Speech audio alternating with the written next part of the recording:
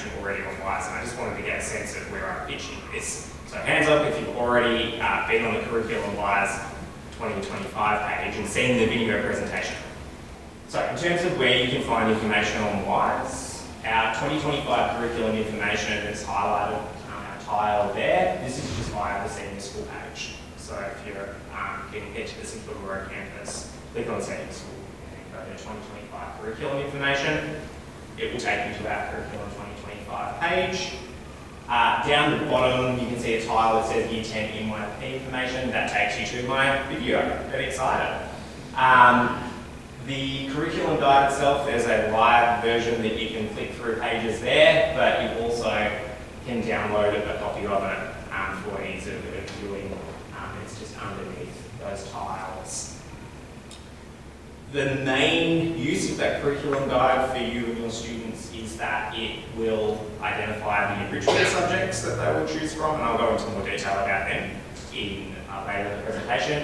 It also has the available Unit 1 and 2 subjects, but all of those underlined sections are hyperlinked to WISE pages, course pages that will outline the content. So they're really valuable when your Year 9 student is deciding their enrichment subjects, or whether they continue their language, or whether there's an accelerated Unit 1 and 2 subject that interests them.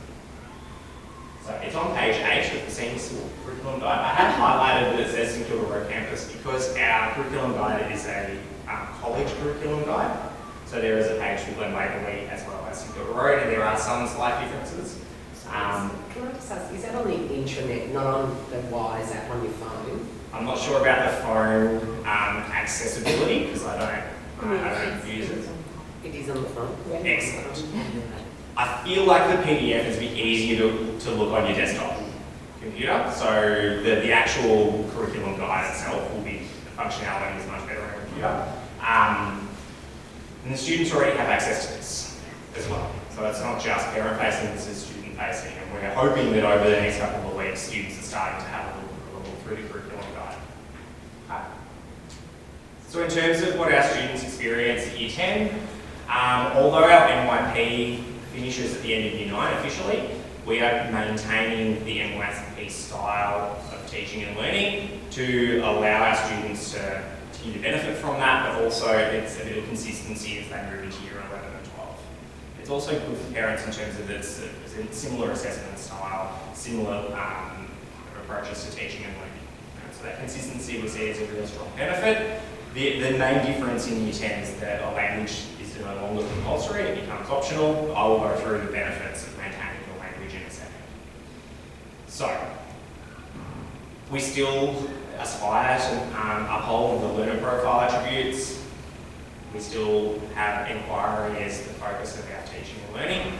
So, allowing our students to discover their learning for themselves, guided with explicit teaching strategies, but that process of inquiry and of discovering information for themselves and the joy of learning something new and finding their own passion.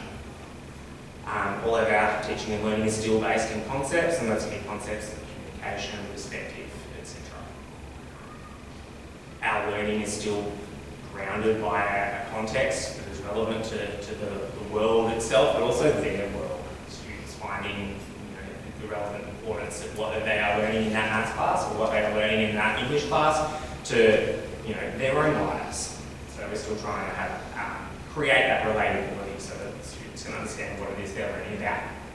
We continue to teach our approaches to learning skills. As we hit Year 10, our students, we're hoping, are getting into that highly proficient area and they're more organised. They understand a little bit more about how to study. They've already experienced those Year 9 exams, so the Year 10 exam process becomes more about honing it, taking what worked from their Year 9 experience and adapting it so that they can get the best. So that when they get to Year 11 and Year 12, they are hitting their peak, so to speak.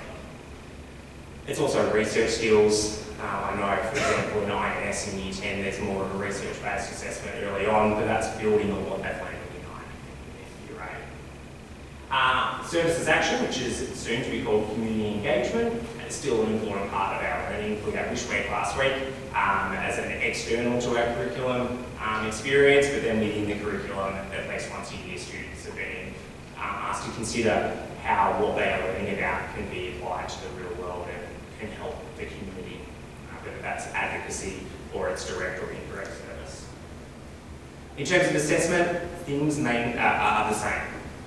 We still have assessment for and of learning, formerly known as formative and summative.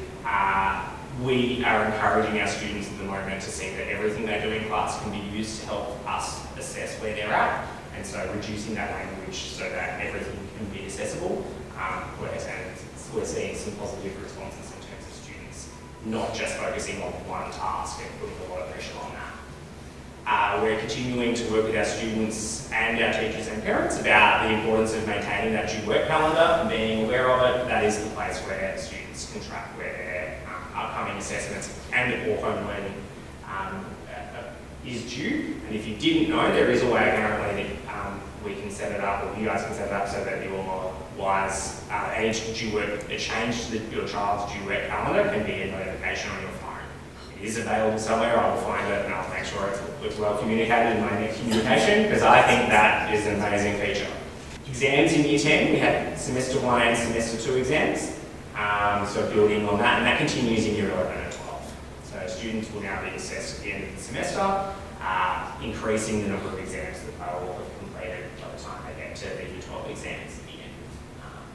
For these guys will be 2027.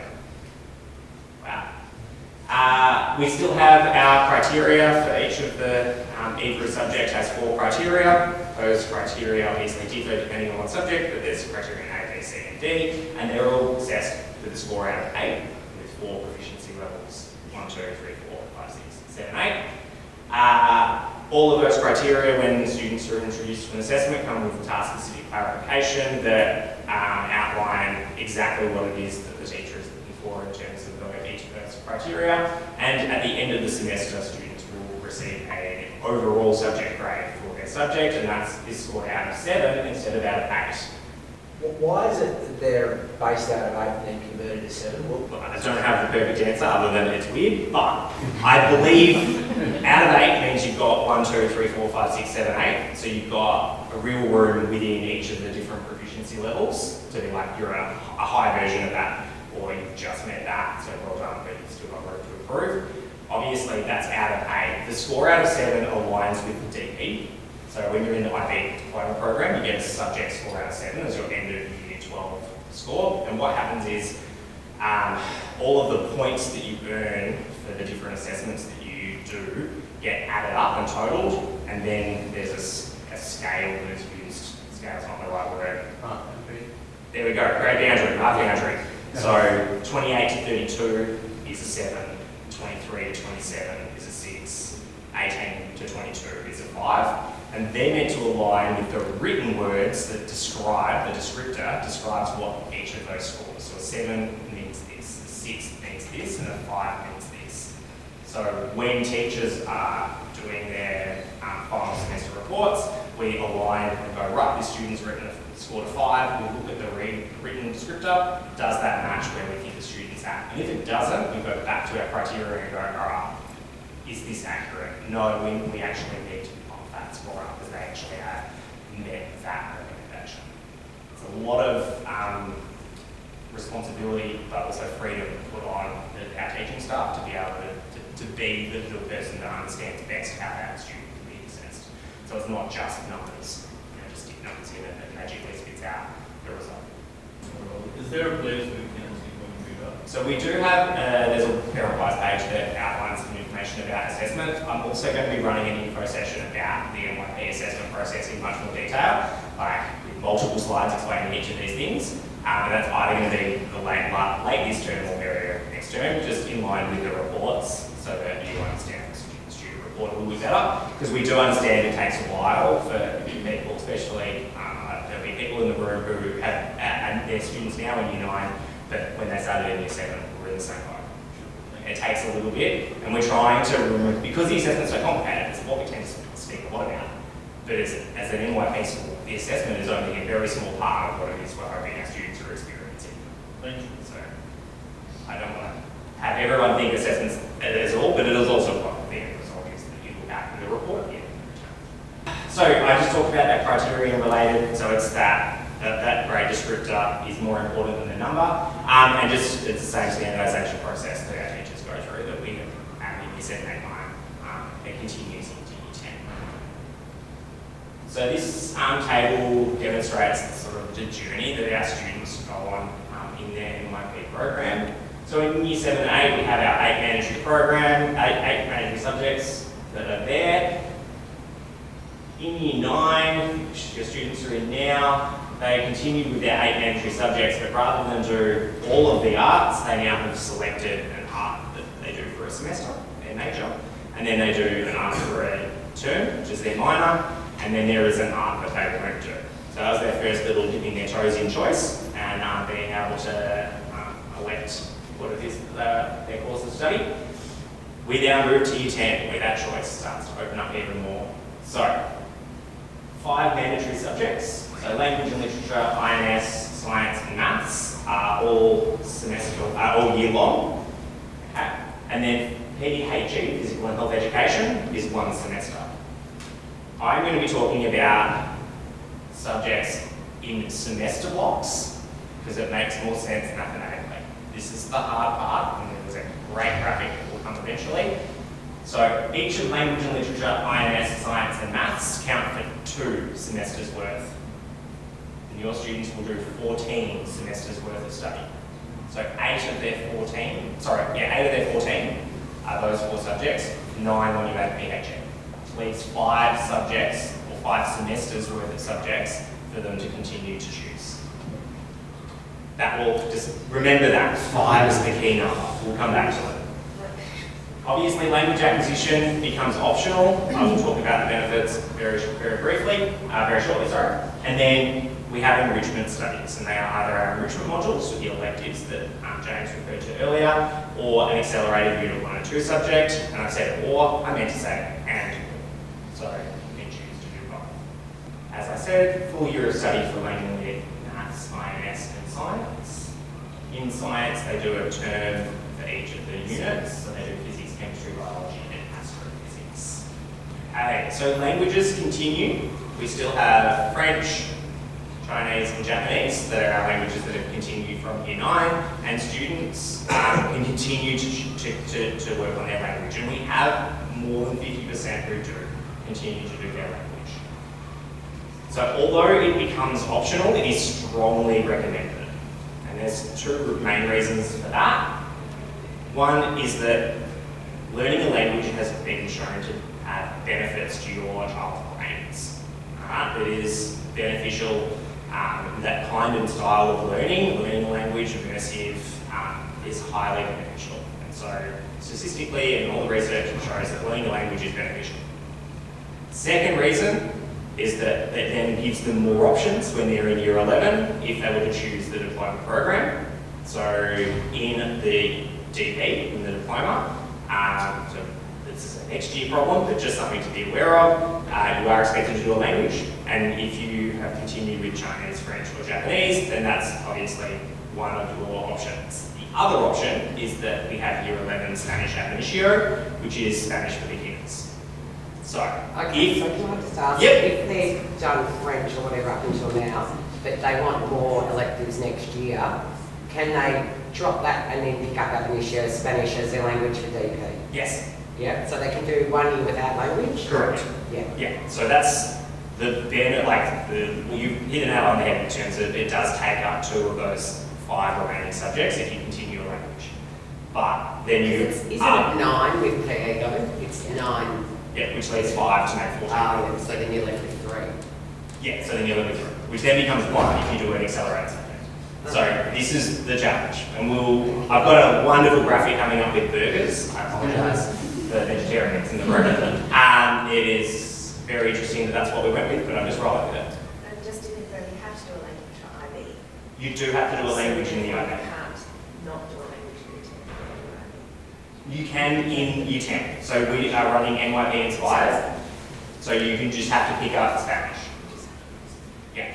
So yeah, you just end up with no option. Well, not no option. Your other option is to do the VCA. Now, just because obviously the DP is where that question of having to do a language is, the VCE coordinator is at pains to remind everyone that doing a language in the VCE is also highly recommended. Okay? It is very much rewarded by the government. when they do their ATAR conversions, doing a language. So And do you not, definitely hold Spanish every year, like that's an Yeah. option, it's not if you don't have enough kids to learn London. Spanish is about 2 or 3 classes, I think, this year. Yeah. Why is Spanish not offered in Year 10 then? Well, then you wouldn't be able to do Spanish beginners. Right. Yeah. So if Year 10, we did Year 10 Spanish, you wouldn't qualify for beginner Spanish. They chuck into it. Spanish can only be done as standard level as well. So that's another thing when you do the test. And you'll learn more about this next year, and you don't have to make decisions now about. And one of the things that we say with the students, there is no mistake you can make with picking your subjects for next year. Nothing that you decide will impact you in year 11 and 12. Unless you wanted to continue doing French and you dropped French. That's the only thing, it's the only decision that has importance. There's nothing that you can accidentally do that means, oh no, you won't be allowed to do that BCE subject or ATP subject. Okay? So they're all just options. So yeah, BCE language, that's about approximately a 5-point bonus in the BCE if you do a language. So Mr. Jones will explain that in more detail next year when you're doing this session, but in that example. We do also support external languages. So if you happen to have come from an international school where you were learning German, we have the capacity to provide or to facilitate independent learning of German. We have a relationship with a company called Language Matters, and they will have a teacher will come on site, teach German twice a week, and then they would have 2 independent periods to study. So if you have an existing language that would be beneficial for your student to maintain, then just let me know and we can start having a chat. At the moment we have some kids who they came halfway through last year and they've come from learning Spanish, so they've kept their Spanish studies up. They will not be allowed to do ab initio, but they will do Spanish there instead. We have German, we have Dutch, we have Swedish, and Hebrew as well. So there's a range of different opportunities that we can be explored. But that's at an additional cost? In Year 10, in Year 11, if you're doing the DP, there are requirements that need to be met, but there is an option for that to be discounted from your fees. But that's in negotiation with the DP coordinator. So that's just Year 11 and 12. But often the external language starts in term 4 of Year 10. It's another complexity. But if that's something that you're interested in exploring, communicate with me and I will speak with the DP coordinator and we'll work out communication. But yeah, Language Matters, you're employing them as the tutor, but we can facilitate it in terms of the school. It's all part of our communication. When you require. Anyway. Okay, enrichment modules. So we have 18 semester-long enrichment modules that students can choose from. When you consider that students will either have 5, 3 or 1 enrichment modules, that's a significant amount of choice. It can be overwhelming. We are currently working on the actual form. In the past we've asked for 7 preferences and we're looking at increasing that to 12 preferences just because it is a really complex beast putting the timetable together, and even with 7 preferences we had challenges with getting those 7 preferences in to work on the timetable. So we're extending it so that kids are still getting a choice at least rather than being placed in the class that they have not demonstrated a desire to be. So, the enrichment modules are an opportunity to explore an area of interest or try something new. A reminder, they are not prerequisites for anything in Year 11 and 12. If your student doesn't get into the Year 10 media and film elective, it does not mean that they can't do BCE media. If they do not do Introduction to Commerce, it does not mean that they are excluded from legal studies or economics. They are designed as a taste. Often the courses have a little bit that will help support them in their DP, similar subject, or their BCE, similar subject. So using the film and media subject that I teach as my example, we teach a little bit of the BCE media course, a little bit of the IB film course. Alright, now not relevant because the IB film's not running, should have used a different example. What's a good example? Introduction to philosophy. They have a little bit of both. Same with psychology. Okay? But nothing that is taught in that Year 10 is not required at the start. Often there'll be a little bit of overlap and I'm learning, revising what I did last term for a couple of weeks to get everyone back up to speed. We don't want a situation where anyone's disadvantaged because they didn't do a course. So that's part of our thinking, and also is part of it, hopefully your conversations with your children at home when their subjects come out and they didn't get the subject that they really wanted. It's not because we didn't want to give it to them, it will just be a blocking thing. So if you can help them to identify and see it's not the end of the world, it's much easier for us to give you your preferences in year 11 and 12 because there's more flexibility in the timetable. Is any priority given to the Unit 1, 2 or the language when you're allocating Yes. these timetable choices? Yeah, so the timetable gets done with the accelerated subjects first. So the way our timetable is constructed is the Year 12 timetable is constructed, then the Year 11 timetable, then the Year 10 timetable, and then Year 9 and 7. So it works down that way. So generally accelerated subjects get put in first, and they tend to be, we had to have less conversations with students about, oh, this doesn't fit or this doesn't work at Year 11 than we do at Year 10. Just if you've got a child who's not quite sure yet if they're going to do VC or the diploma, Yeah. and they do an accelerated VC 1 and 2, Correct. and then decide to do the diploma, All good. like that's just, it goes by the by, right? Like Yeah. it's- They've got a Unit 1, 2 that they can, they've learned the experience of learning with older peers. So really good seeing, oh wow, look at all this, these kids are a year ahead of me and they're actually paying attention, they're asking questions, like learning from their peers. Also, like they might learn that they love that subject and I'm definitely going to do it as a senior in the DP. Or, wow, how do I pick chemistry? No, I'm going to do... So are those accelerated Yes. subjects ones that are available in the DP? Mostly. I don't have, skipping forward, so as for an example. So, science. If you look down the bottom row, sciences, VCE biology, VCE chemistry, VCE physics, VCE psychology, VCE environmental science. The first four all have a diploma equivalent, but environmental science does not. Okay? So that's just an example. So commerce is an interesting one. So accounting, business management and legal studies are only available in the VCE. Economics is across both. Okay. So there are pros and cons. It depends what your student's interested in and what they want to investigate. There's also that debate. My kid loves VisCom, graphic design.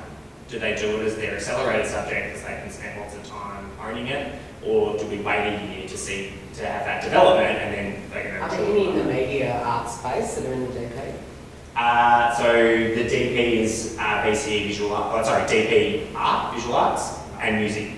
There's no media. No, film's no longer offered.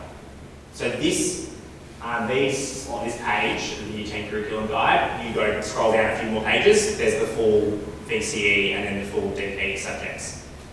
Okay? So if you wanted to start thinking about that with your Year 9 student, you can also look at that. It's in the same document, just a different page. As I said, you've got either 5, 3, or 1 enrichment modules, depending on whether you choose to do a language or an accelerated subject. Also, there are requirements to be met to do an accelerated subject as well, which I'll get to later on as well. Just really important that you understand that some enrichment modules may not run if there are insufficient numbers. And we do try and limit that. We've in fact reduced the number of options this year to try and avoid that level of disappointment. The other thing you need to be mindful of is that some subjects will only run once a year, so they're semester-based, so they'll only be in one semester. And if there are 2 subjects that only run in one semester, and they're all in the same semester, in the same block, you won't be able to do both. So that's when students will like, why didn't I get my first and second preference? It's like, well, we're giving you your first preference, but your second preference was blocked at the same time. And we couldn't do anything about it just based on the numbers.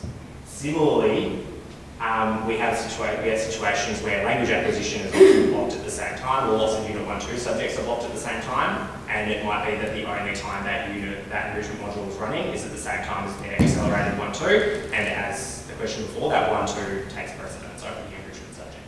So it's really complex, and it's Like, it just seems like, and I know this will sound bad, but when we say it's a blocking issue, we're not palming you off and saying we don't want to talk about it. We just can't do anything. I work with the timetabler and we try like doing 5, 4, 3-way swaps to try and make things work as much as we can. But there's just gets to a point where it's just not going to work. So having that in mind, being aware when we're having conversations at home, you know, this is the other reason why we say that nothing is a prerequisite. Because it might be that your kid really desperately wants to do introduction to commerce because they want to do business management, legal studies, accounting in BCE. Well, it's just not going to work. We can't do it. We don't want them to then not be able to do those BCE things. Right? It's just you can't do it for that semester. And it is just a semester. And there's lots of other wonderful things that they can choose. The other thing that I always say is just because you didn't think you wanted to do it at this point, you might get into an enrichment module that was like your 5th preference and then find your calling in life. You just don't know. So on the information video, this is how I set it out, but I actually much prefer the way it's set out in the curriculum guide. So I've got both. So the enrichment modules are there. The order is based on their subject grouping, but it's not clear. And if I added that, it was going to be too hard for you guys to grade. So there are our enrichment modules. They're all semester-based, semester length. We try and encourage students to sort of have a breadth. So rather than, I'm going to pick 4 design subjects, like just because I love design, think about, encouraging them to pick something slightly different so they got a bit of variety in their enrichment, especially if they are doing the full 5. And then in terms of accelerated BCE subjects, there are subjects that are offered. Again, it's a conversation that you have at home about what kind of subject they target. There are things like, if you're a very arty student and you're going to do multiple folio subjects, picking one of them to do as an accelerated subject so that you don't have as many folio subjects in year 12. The asterisks on the VC mathematical methods, what does that mean? So it's just in reference to I've got it at the bottom of this one. So it's conditional on approval from the head of mathematics. It's basically a student will have had to have been doing some accelerated maths in years 8 and 9 so that they would cope with doing VCE methods. That's new this year. We've not traditionally offered methods as a Unit 1-2 accelerated subject. So it needs to be based on evidence that they'll cope and they'll manage it. The idea is that also they are then guaranteed that they'll do spec when they're in year 12, specialist maths. So it's creating that folio. So this was what I showed you before, just so you can understand the subject group. So on the left-hand side, this is the 5 core subjects. And then the enrichment modules that align with it. And then the Unit 1 and 2s that also align with it. The other thing that is key to know, and we also discourage students from, say, picking intro to psychology and VCE psychology. That's not allowing you that breadth, you're kind of doing the same thing. So if you have picked an accelerated subject, it can preclude you from some enrichment modules. Alex, to get into any of the accelerated, the 1-2s, Yeah. does the student have to be at a certain level in that area or just generally? Both. So I'll just skip ahead because you've asked the question. So the bottom part of this academic readiness slide, to be eligible to select VCE Units 1 and 2 subject Year 10, students need an overall grade of 5 or higher in the Year 9 subjects and achieve an overall grade of 6 or higher in the IB subject that is most relevant to the VCE subject. Now, we have multiple sort of dates that we look at this data because students who are at Clunes, for example, if they've been at Clunes term 1 or term 2, we've only got 1 term's worth of Year 9 data to look at. So we will often have a provisional yes or a provisional question mark that we then wait till the end of term 3 to just verify. So we have at least 2 terms of Year 9's data, and again, everything's provisional based on the end of the year. It's a long process in terms of once that we get those preferences, it's about, then checking report data, then, having conversations with the heads of Year 9. We do the same, speak to what the Dustin as well. Numbers are just one thing. Something bad has happened in Year 9. We need to know if it's borderline. We do err on the side of giving students a go where possible. Just again, our little proviso, enrichment subjects are created based on cohort interest and other factors, while students are able to indicate subject preferences. First preferences can't always be guaranteed for the reasons I outlined before. Alex, sorry, before we do that. One quick question. Am I right in thinking that in years gone past, Glen Waverley have different subject selection options and there might be, is that right? Glen Waverley and Scotland have very similar subjects, but there are some differences. And one of them being like more computing and coding and things like that? I don't have their subjects for this year. I know they went through a similar process that we did in terms of reducing the numbers of subjects offered to reduce that disappointment. So one example I can think of is that I'm pretty sure, so we do VCE media and Glen Waverley don't do VCE media. We do VCE environmental science, I'm not sure that they are, but they've got a DP version of the same thing. So there's just minor differences, but again, in the curriculum guide, you can see it. We're not hiding it. It's the Glen Waverley subjects there and the St Kilda subjects are there. It is cohort based. So we have slightly different clientele, so slightly different subjects of choice. Multiple options for constructing their program for next year. 9 units of their 14 units are mandatory and they don't get any choice here. Then, continuing with a language, either adds 2 more units or no more units.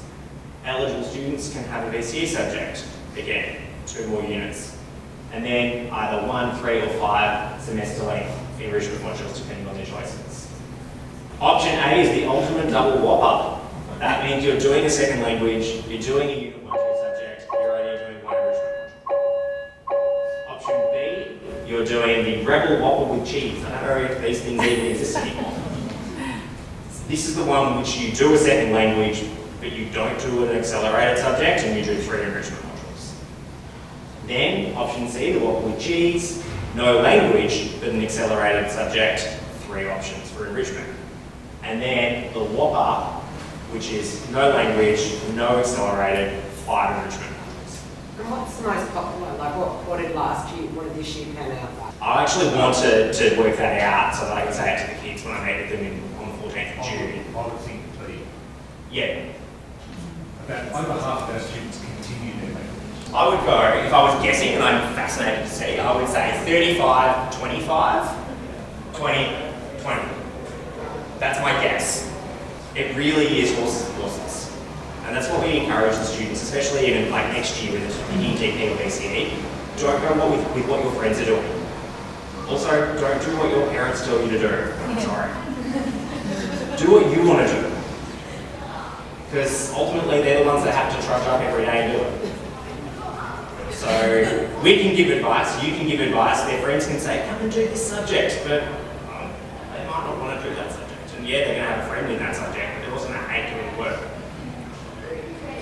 Pick what you like doing. I love when we have our scholars come back and speak and they talk about doing the things that they love and they remember the subjects that they love. So that's my little spiel. So just in terms of their academic readiness guidelines, we do have conversations with students where we fear they are just below that in terms of automatically progressing from year 9 into year 10. Like those conversations will happen earlier in this year so that if that conversation's happening, you'll know about it, okay? It's not a surprise, okay? In terms of they're eligible for units 1, 2, that happens later, and students will receive an email confirming whether they've been accepted into that subject, either fully, provisionally, or they've not been accepted into that subject. Normally happens late term 3. I didn't end up getting time this morning, and I realised I brainwave on my way. I was like, I need to outline what we're doing with the students. So, information for students, they obviously have this information. We are soft launching with curriculum information on the 29th of May. They will watch the video about curriculum, they'll learn all about this. They will then complete a pre-subject selection activity where they will start to identify what are my strengths, what am I interested in, what do I want to do. They will do that in a partial period. Their tutors are going to meet with them individually in the last week of this term to talk through their program preferences. That's new this year. It was a bit of a gap we noticed in terms of students not necessarily having a school person to talk to about it. Okay?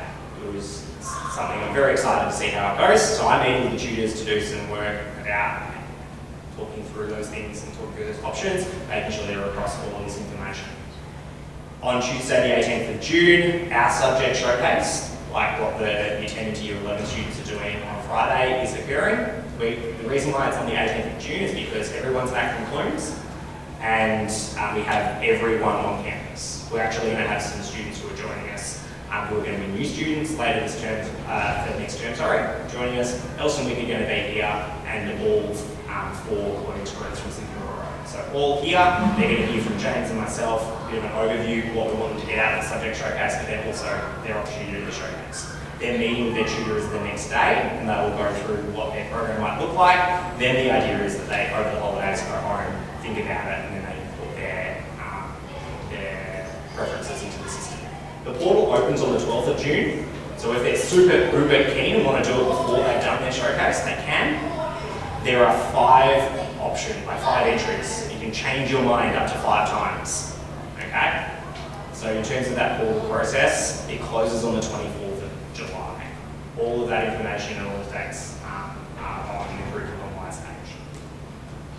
So the idea is that students will have been able to air what their preferences is. Tutors will work through that with them, discuss the pros and cons, as well as you guys. And if you still have further questions, you're not sure, and if it's about a specific subject, then obviously you've got the curriculum guides, you can go to the course pages and have a look at those, or feel free to shoot us an email and we can direct you to the head of faculty, or I can try and answer as many questions as possible.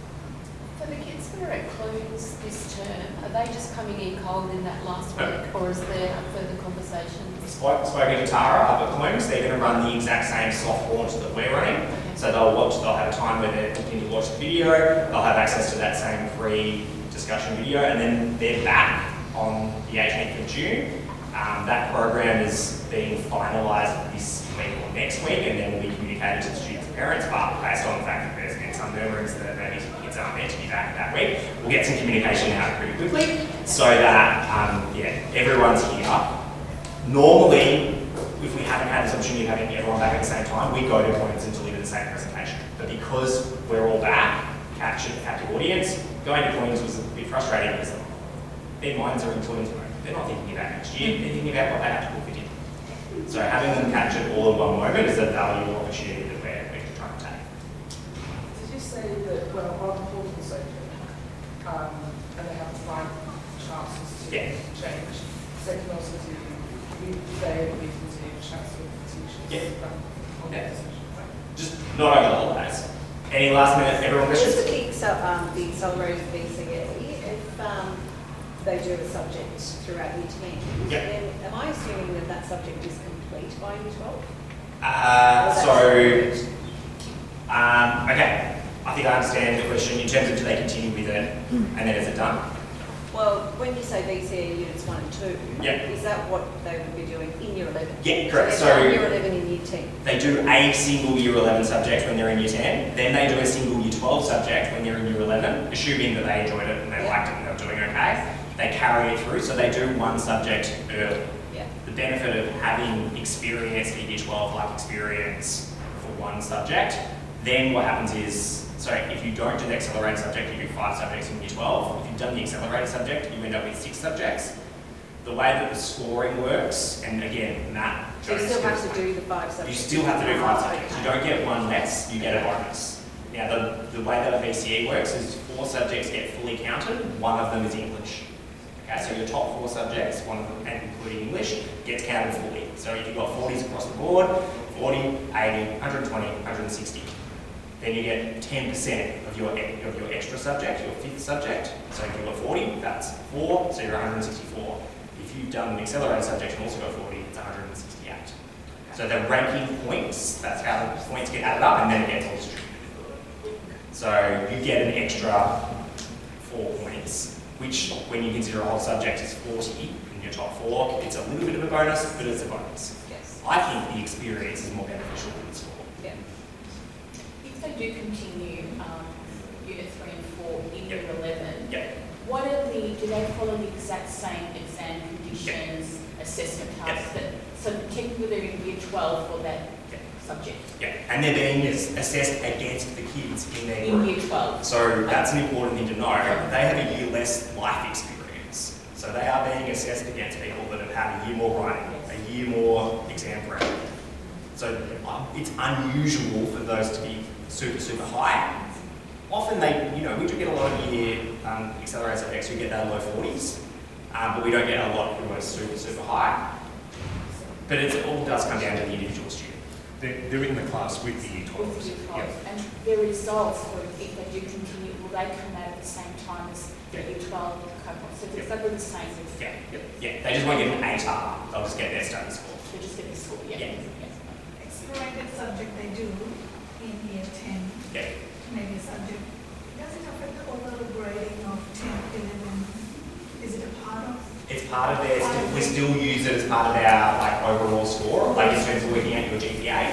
It still is part of it, yes. Yeah. So the fact that in terms of interesting fact, principals on a roll, students get acknowledged that they're doing an accelerated subject, and so it's part of the consideration. So rather than being in the top 5%, I believe it's top 10% if you've done an accelerated subject or accelerated maths.